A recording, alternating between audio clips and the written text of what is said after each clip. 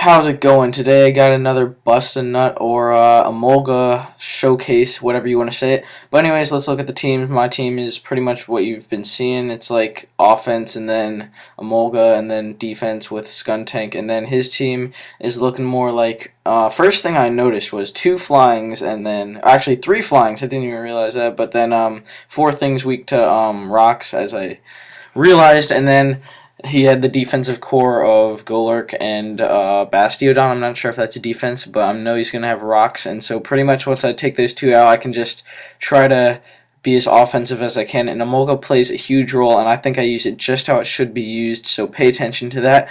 But anyways, let's get into this right now.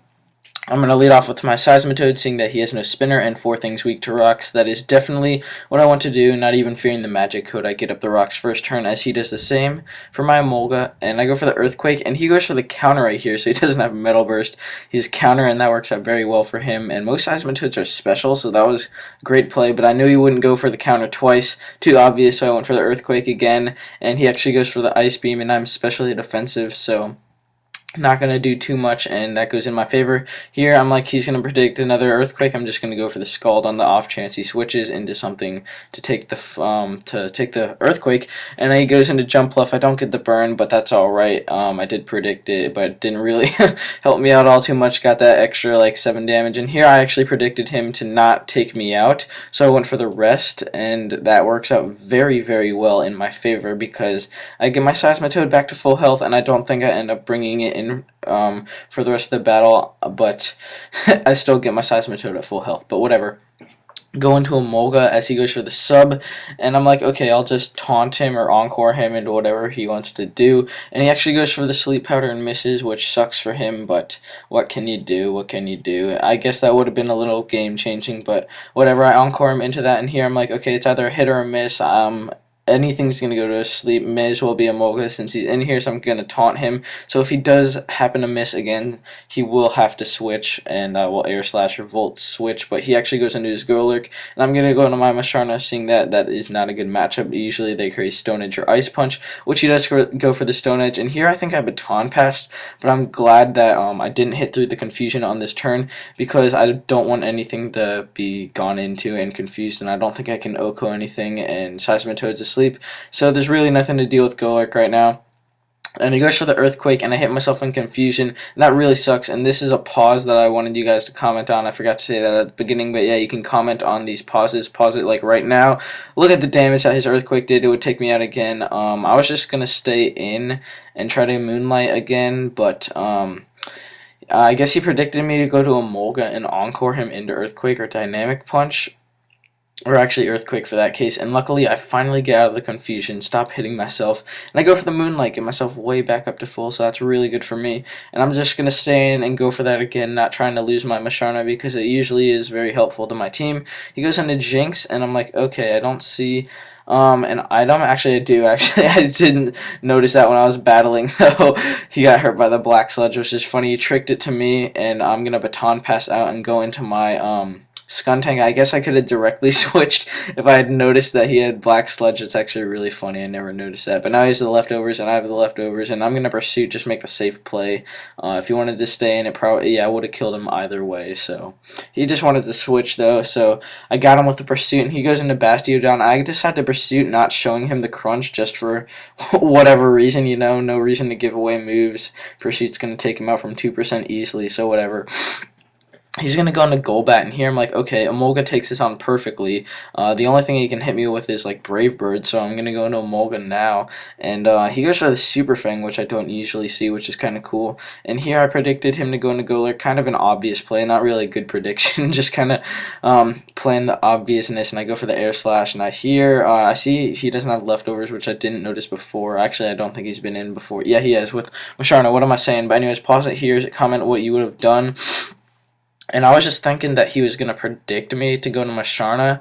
So on my case, I was actually just going to... I don't think any of you guys would have made this play, honestly. I just stayed in and went for the air slash.